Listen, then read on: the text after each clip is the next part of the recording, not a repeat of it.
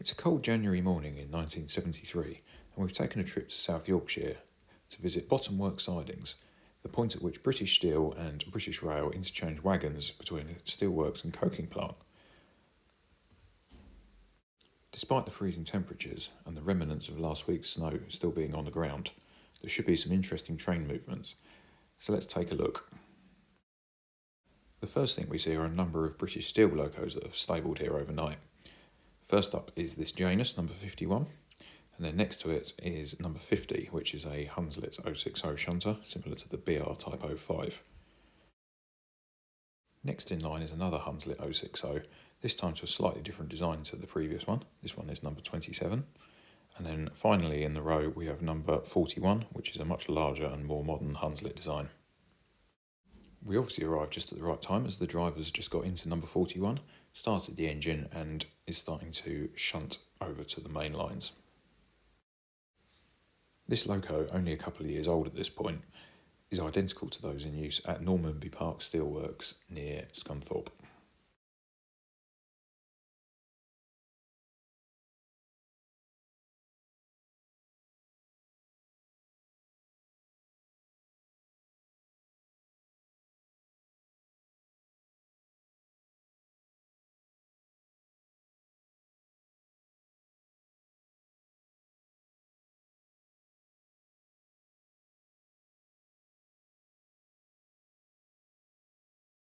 Having cleared the points out the sidings, the driver stops behind the signal box and then reverses back onto the main lines to run onto the train that's sat in the exchange sidings.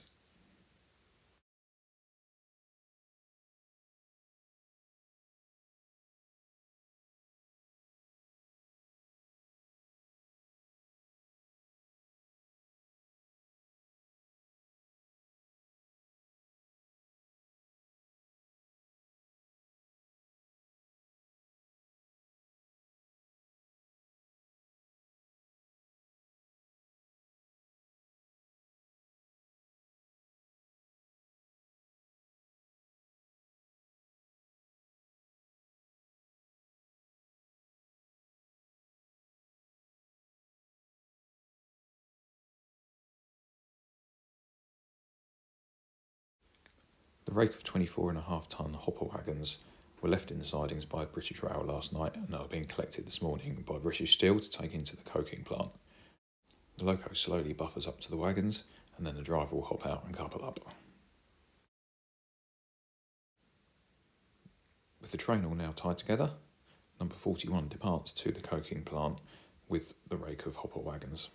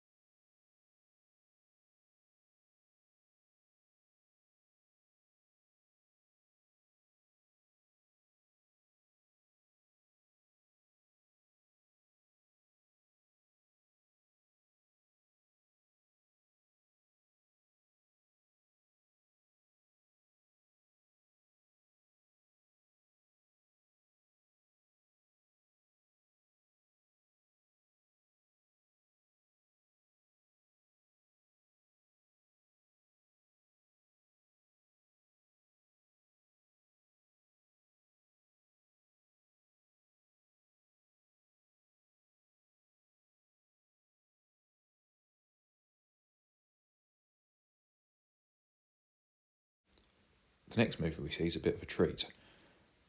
Some empty mineral wagons are being propelled down for storage in the sidings by the Steelworks' last remaining steam engine. This number 10 is a Hunslet Austerity.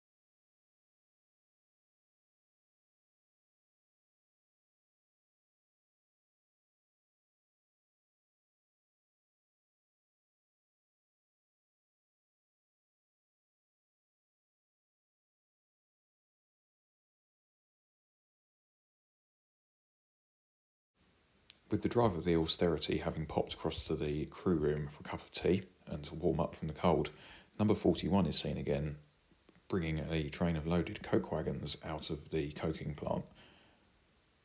Number 41 takes these straight onto the main line into the exchange sidings, ready for collection by British Rail.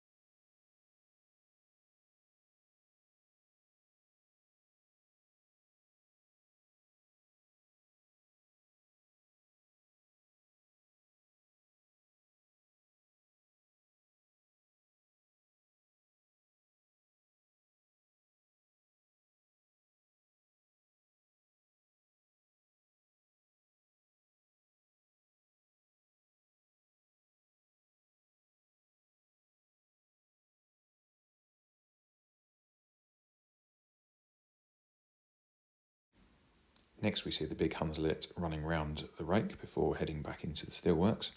The loco runs up the rear of the exchange sidings and stops at the stop board to await permission to proceed from the signaller. Before it can depart, the clank of signals draws our attention back towards the main line, and we're lucky enough to see a Class 76, newly renumbered 76048, arriving with a brake van to collect the wagons.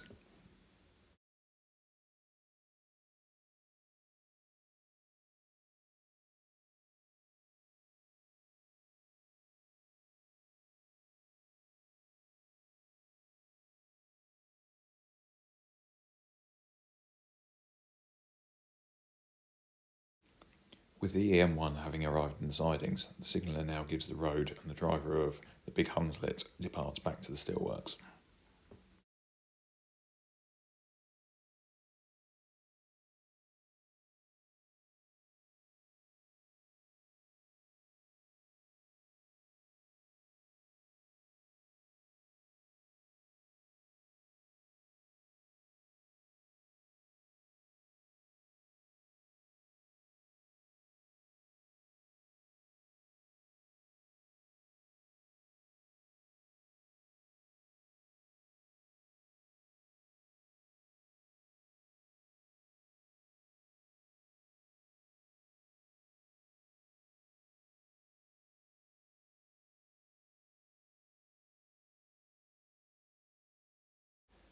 With the EM1 having run around its brake van, the departure signal is pulled off to allow it to run out onto the main line and complete a shunt move to run back onto the coke wagons.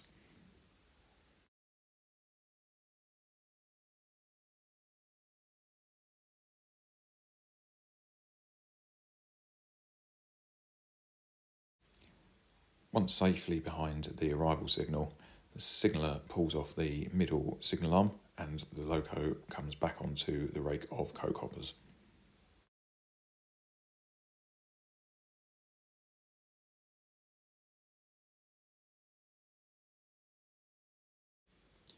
With the road once again pulled off, 76048 draws the coke hoppers forward before propelling them back onto the brake van, ready for departure.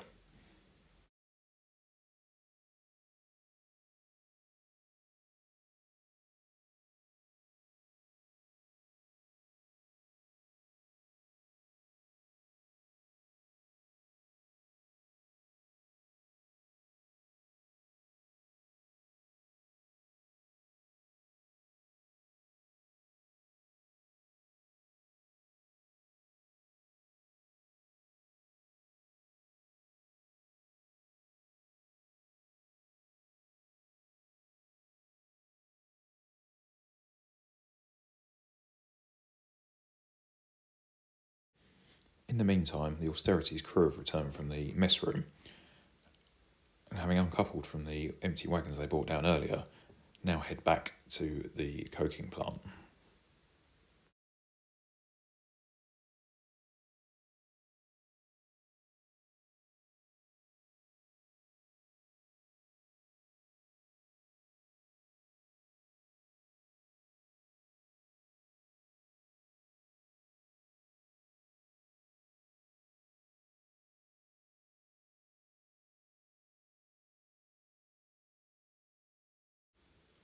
With 76048 still awaiting its departure time, our attention is drawn to an 08 arriving on the middle road.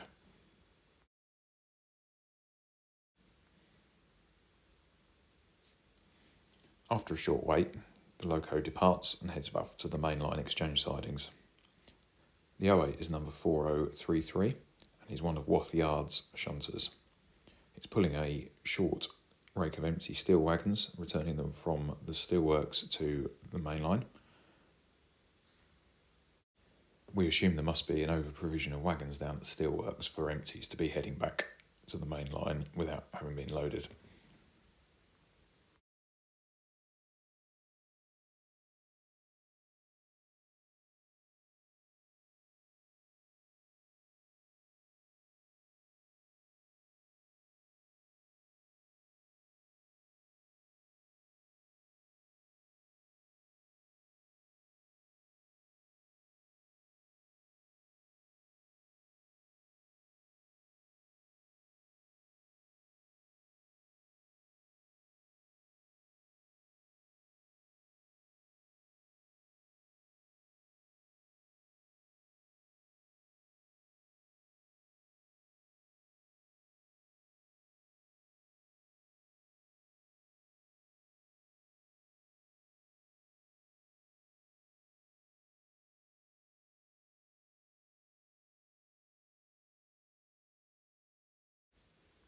The next move we see is another one of Wath's 08s, this time number 3029. The 08 is arriving on a rake of empty coke hoppers, which are going to go into the coking plant.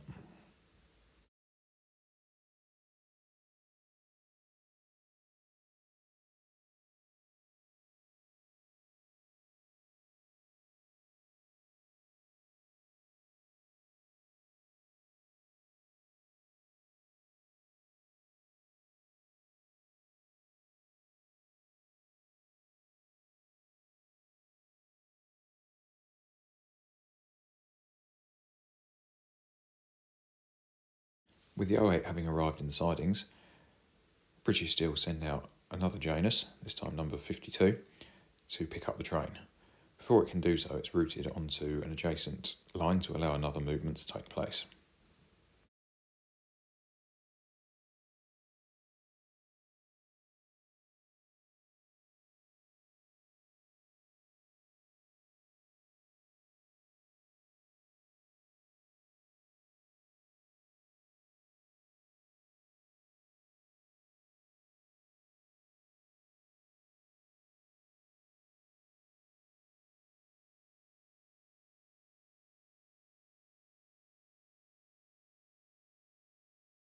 Before long, the reason for the strange move from the Janus becomes evident, as a NCB loco, running light engine, heads from the coking plant back to Cortonwood Colliery.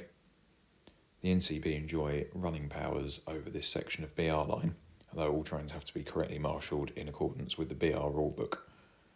This loco has obviously brought some coal wagons up from the colliery earlier in the day and is now returning back to base.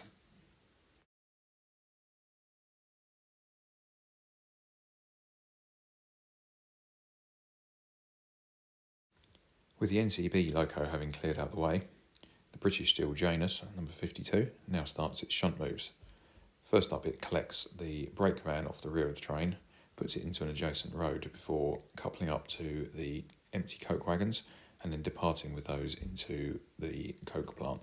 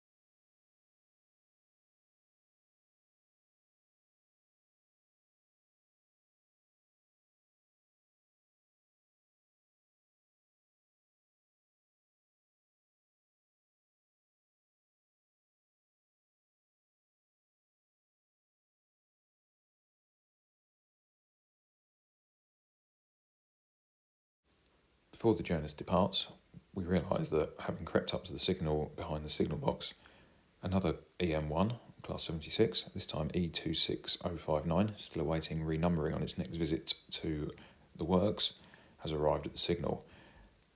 The signaller raises the top arm, indicating the left-hand siding, and the loco proceeds to creep past the crew room into the siding for stabling.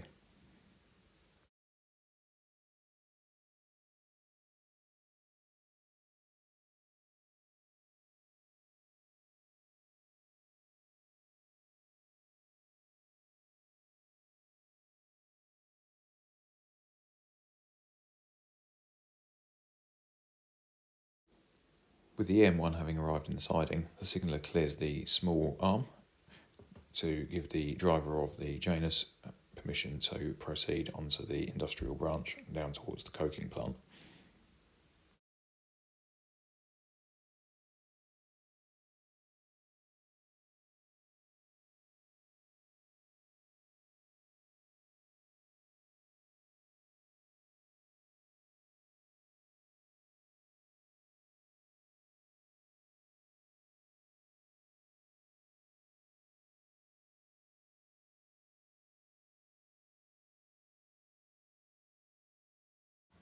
Approaching noise indicates the arrival of one of Tinsley's Class 37s.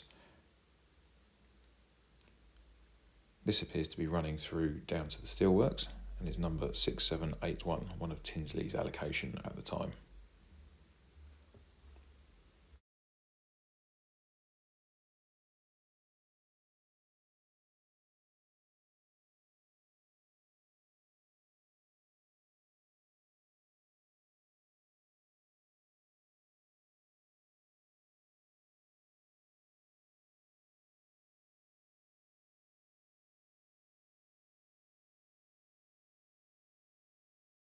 We now see number 3329 again, after having been cleared from its steel train, performing shunting moves to get back onto the mainline end of its brake van before departing back to the mainline.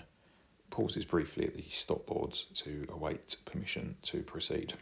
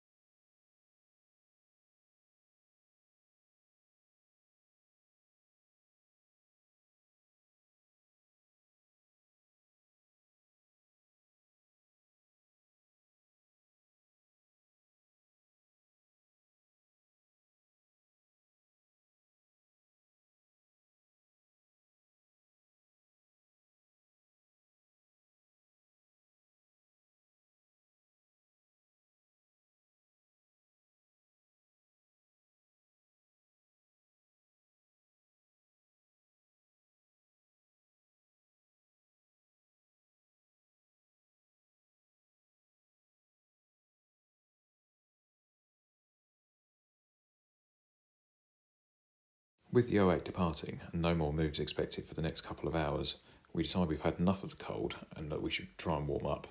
As such, we're going to make a move now, leave the sidings behind and go and find a pub to have a quick pint and sit by the fire and thaw out.